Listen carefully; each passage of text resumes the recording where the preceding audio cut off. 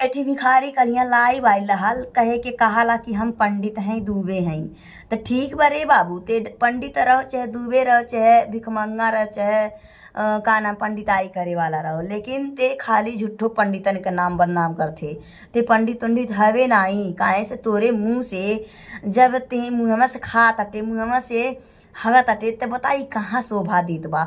दोस्तों ई लाई बाई लहर ई लौड़ा पूछ इतना रोवत रहल कहत बा दोस्तों हमारे मेहरा रुआ भागी गए, अगनिया लेके भागी गए दोस्तों, हमारे मेहरा रुआ के अगनिया कान काव कई दहलस की पेटवा ऊंच होई गए रे दादा।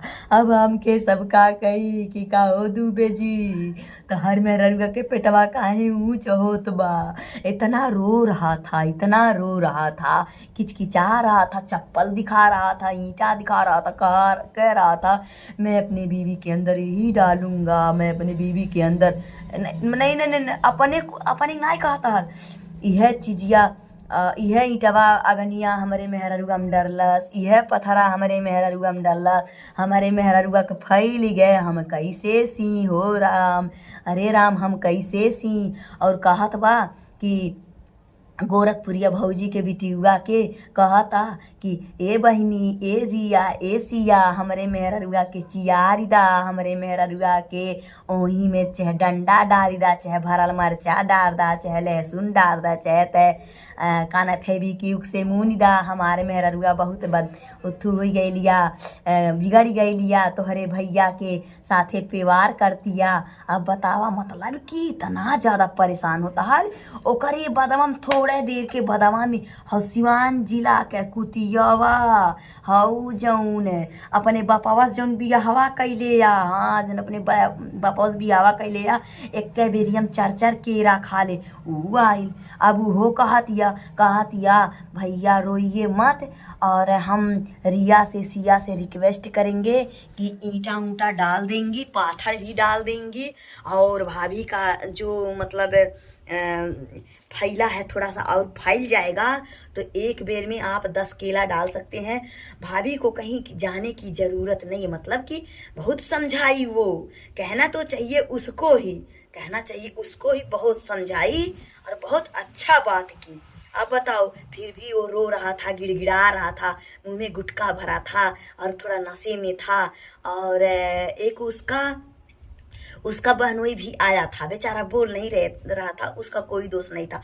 उसका बहनोई पता नहीं कहाँ से अपने बहनोइया को तुरंत पकड़ के लाया, कह रहा है ये मेरी बहन को खूब किया है, करते करते मेरी बहन का फट गया और मेरी बहन के एक बेर में 10 लड़का हो गए। मेरी बहन कुंवार थी तभी से ये बात है, मतलब सब कुछ अपना उसमें सफाई दे रहा था।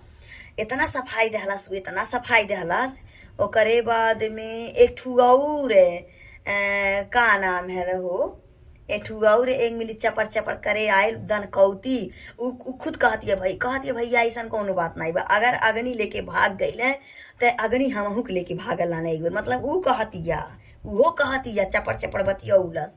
हाँ और एक ठी छक्का रहल ते ऊ कहता कि हम जन्म के छक्का नहीं हैं, वो कहता हम जन्म के छक्का नहीं हैं, हम बनावटी छक्का हैं, ऐसे कि हमो के शराप ओ नहीं दे सकीला। अगनिया के शराप दे तो अगनिया हम ही के शराप दे दे, तब बतावा हम कितना पीबे, मतलब कि बारी कुल में ले एक ठू और राल कुकुर गोल के बा, ऊ का नाम है लगाता जितना गोल के बाटे उन्होंने का भतार हो, ऊ नीचे वाला जो यल था तोड़ दी, तब से मैं बिना यल का हो गया। और बहुत उसकी छोटी बच्ची है लेकिन उसकी में बहुत ताकत है, और मतलब कि मैं किसी लायक नहीं रह गया, इसीलिए मैं चमचागिरी करता हूँ। थूकते हैं तो मैं चाटता हूँ। और छन को ऐसा बोल रहा था, छन को कह रहा था ए छनवा हक दे, ए छनवा थूक दे, हम चाटब। अब बतावा उ लइका अब मान ले उ के अपन लैट्रिन खियावे, आपन संडास के आपन झाड़ा खियावे, उ देखा एके खियौले या पंडितवा खियौले या झड़वा। और लाड़पुती पंडित नाई है हो, पंडित हमारे गांव के बहुत अच्छा बाटे, पंडित नाई है कोनो वैसा न जात है भाई उबर खबर। कहा था कि कहा था कि ए छन छन हमको झाड़ा खिया दो। अब बताओ ओके खिया उला से। फिर ओकरे बाद सिवान जिला के जौन हौ पन भोथरी जन अपने बपस बिया खैले ओके खिया उला से ऊ खैला से खाई ही रहबे कई मुँहमा भर पोतले रहा। अब सब मिले एकदम जान ले कुल एकदम बौखली आइल बाटे। अब कितना उटट्टी खिया पहले ही बतावा। तो अग्नि बाबू कहले अग्नि लगे फोन कैलिन ई छन छन कहलिन भैया और ऊ जौन अपने वापस भी आवा कैले हमसे झाड़ा मांगती हम कितना दें। तो ई कहा तटे कि लैट्रिन वाला टंकिया खोल दी का। ई कहा तटे का नाम है अग्नि कहा तटे कहना लैट्रिन वाला टंकिया खोल दी का।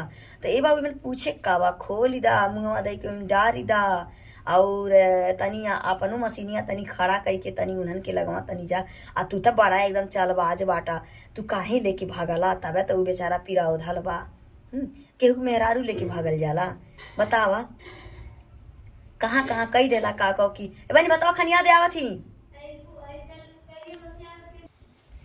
तो मतलब कि देखा अब लाइव में आके बेचारा इतना रोवत रहा हमके बहुत दया आवत रहा हम कितना दया आवत रहा है कि मन तक करत रहा बेचारे ओकरी मिर्गी के हम चप्पल ले जाके सुंघा दी।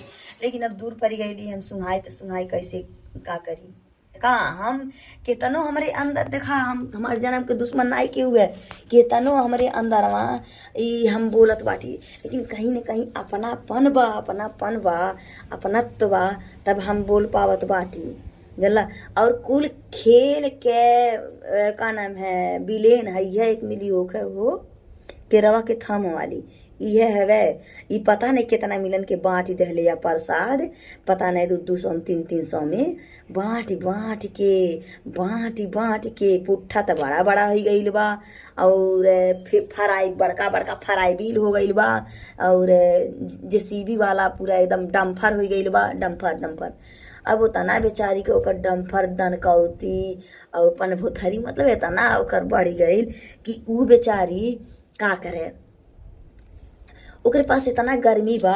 अब गर्मी के मतलब अग्नि अब दौड़ अग्नि के बोलावत है सारा मतलब वही के ई कुल करना में है। देखा अगर ओकर मेहरारू भागल तो यही पन भोथरी के चलते भागल यही केरवा वाली के चलते भागल ई न कुछ कैलो तो ऊ नाई भागल होत भागे वाली नाई रहा ठीक ठाक रहा है वो ब्रांडेड है बड़ा एकर तुम हऊ अनारवा बहुत बड़ा बा और का नाम है वो हऊ तो कहत रहा अगनी कहना कि जब वो मिलिन तो पहले हमके हुआ अपन अनारवा पहले हमके चिखौलिन जब हम चिखली और उनकर मशीन जब हम देखली तो पूरा एकदम बहुत चौड़ा बा बखीरा के झील लेकिन बा हम कहली जा ये दादा तू तक कुलो देख सुन ले बाटा मतलब कि बहुत सारा सबूत उ बतावत रहे। ओकरे बाद में और ओके कुल कहानियाँ रचे वाली कुल कहानियाँ बतावे वाली ओकर माई पहले में जानत रहल बूढ़िया जौने के दतावा टूटल बा जौन पेटीकोटवा और मैक्सिया में जौन आवेले उ बहुत चीज़ बतावत हल। उ तो कहलस अगनिया हमके ऐसी करता अब बतावा अग्नि ऐसी करिए कि तीसर का आँख खोले बता का हुई मतलब कि इन्हन के कुल मिले जान बूझ के कुल खाली नौटंकी करते थे मतलब कि सोचत हन कि अग्नि कुमार बाटे अग्नि के राख ली अग्नि बड़ा यूट्यूबर होकर अग्नि के राख ली अग्नि बतावा का करें रखी हैं तनी साइलेंट हो जाए कभी बारी ने समझी हैं बारी ने करी हैं। तो दोस्तों ये कुल बात बा मतलब कि बहुत ज़्यादा एकदम जान ले बेचारा एकदम रोवत रहा खर अखिया से आँस गिरत रहा हमारी बड़ी दया आवत रहा बेचारा उछलत रहा कूदत रहा अपनी बहनोइया तक होके देखौलस का देख लो ये मेरा बहनोई है और मुझे भी किया है मेरी बहन को भी किया है का किया है कौन चीज़ किया है कहाँ अपना मशीन डाला है बताओ जब बताओगे तभी ना कोई जानेगा।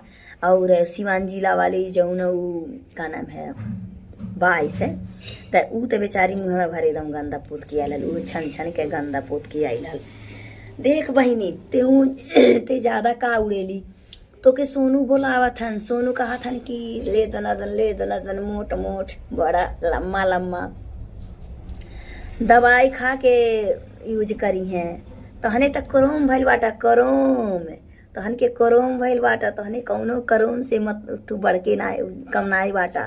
तहन के करोम, तहन के रसियन होखे, रसियन में जौन रहेल एक बेर में 2-2 3-3 केरा खाला उन्हन के बड़ा नीक लगला केरा। हाँ सब कहाला हो, हम जानी ला नाही कैसन करोम होला, हम नाही जानी, लेकिन वीडियो देखली तब पता चलल कि करोम का होला। तब समझली करोम का होला। X x. तो चलिए दोस्तों, वीडियो इतना देखल जाए आप लोग, और अब मिलब हम आप लोगों से अगले वीडियो में। तब तक के लिए बाय बाय कैली, नमस्ते कैली। हाँ अब जात बाटी, ठीक बा ना।